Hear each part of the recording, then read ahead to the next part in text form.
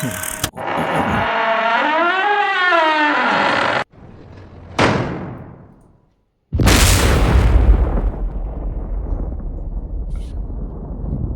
Everyone, welcome to my video.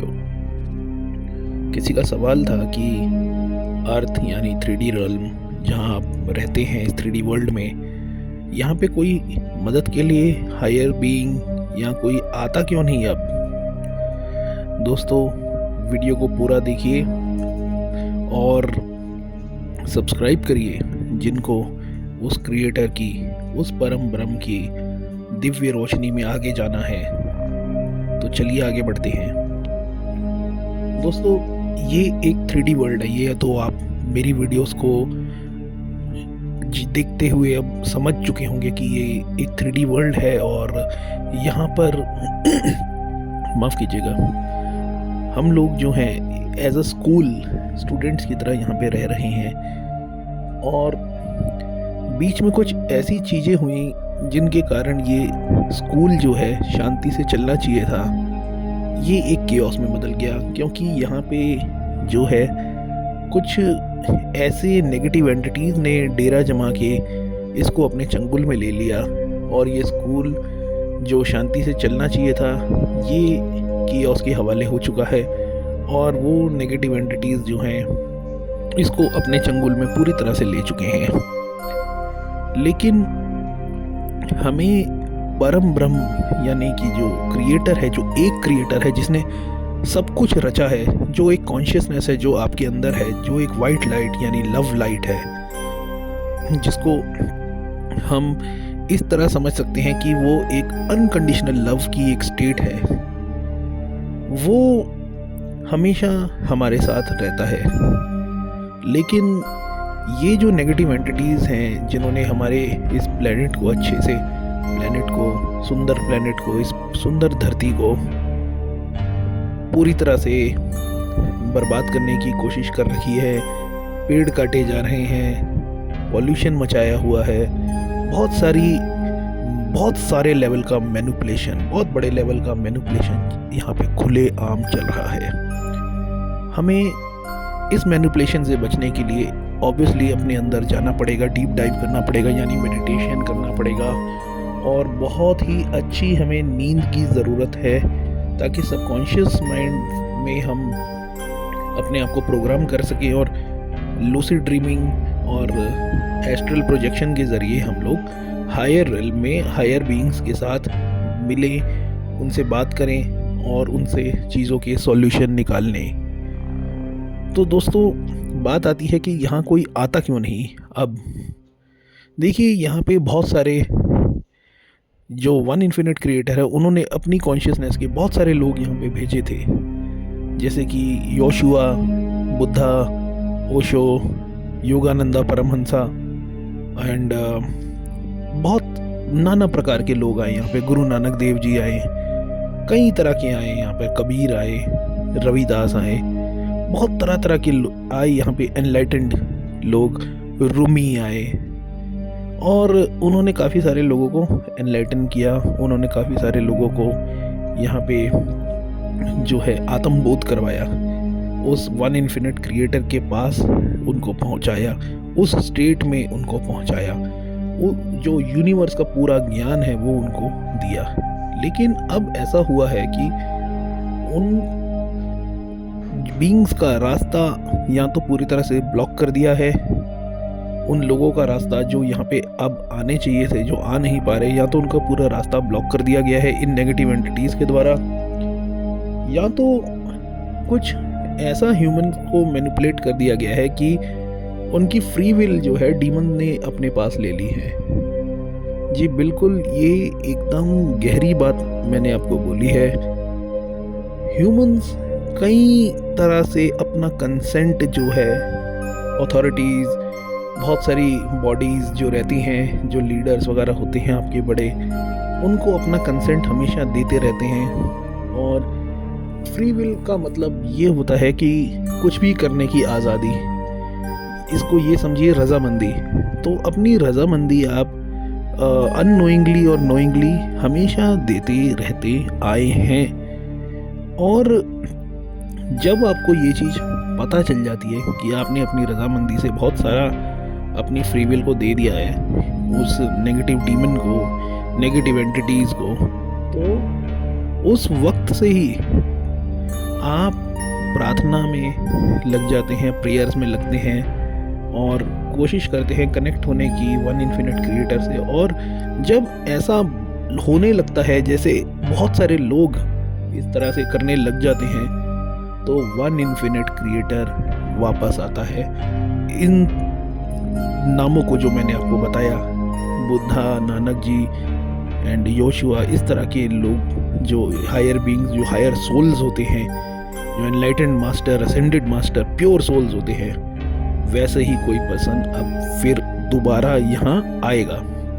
और वो क्यों आएगा? क्योंकि आप ये वीडियो देख रहे हैं और ये टेलीपैथी आप तक पहुँची है और आप इसके जिम्मेदार होंगे, इसको फैलाने के। आप इस डिवाइन का काम कीजिए, इस टेलीपैथिक मैसेज को फैलाइए ताकि सब लोग ये बात को समझ पाएं। तो दोस्तों, यहाँ तक तो आप टिके हैं अब तक इस वीडियो में, ना आपने स्किप किया, ना आपने इसको काटा, ना आप बोर हुए। अगर यहाँ तक आप टिक गए तो समझिए हम लोग पूरी तरह से टेलीपैथी से कनेक्ट हो चुके हैं और कहीं ना कहीं आपने ही अपने अंदर ये आवाज़ दी थी कि कुछ इस तरह की चीज़ें, उस तरह के लोग और इस तरह की मैसेजेस आपको मिलने चाहिए और वन इन्फिनिट क्रिएटर से जुड़ने वाले कुछ लोग आपसे जुड़े। तो जो भी लोग इस तरह से सोच रहे हैं वो कमेंट सेक्शन में अपने बारे में बताएं, और क्या आपको ऐसा एक्सपीरियंस हो रहा है तो ज़रूर बताएं। दोस्तों, मैनिपुलेशन यहाँ पे बच्चा जब पैदा होता है तब से शुरू हो जाता है।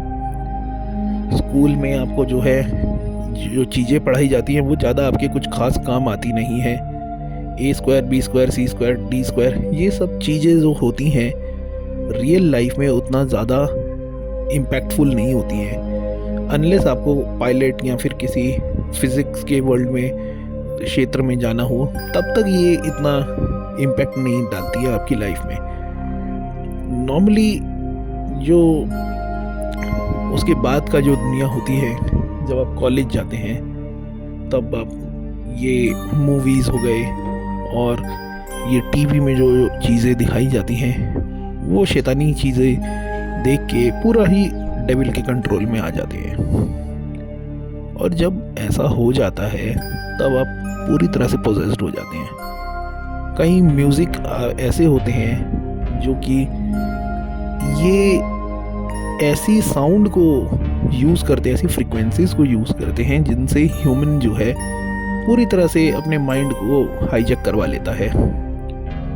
इवन जो आपको सुन के हैरानगी होगी, जो रॉक कॉन्सर्ट्स और इस तरह के कभी कभी कॉन्सर्ट्स वगैरह होते हैं, उनमें भी कई तरह तरह के रिचुअल्स आपको दिखाए जाते हैं। जो समझ पाता है इन चीज़ों को समझ जाता है, और जो इन चीज़ों से ब्रेन वॉश होके जुड़ जाता है वो जुड़ जाता है। साइंस भी इस चीज़ को पूरी तरह मानता है कि कुछ कुछ musics and sounds and frequencies ऐसे होते हैं जो आपकी वाइब्रेशन के साथ मैनिपुलेट करते हैं। तो इसीलिए हमें हमेशा अपनी वाइब्रेशन को बढ़ाना है,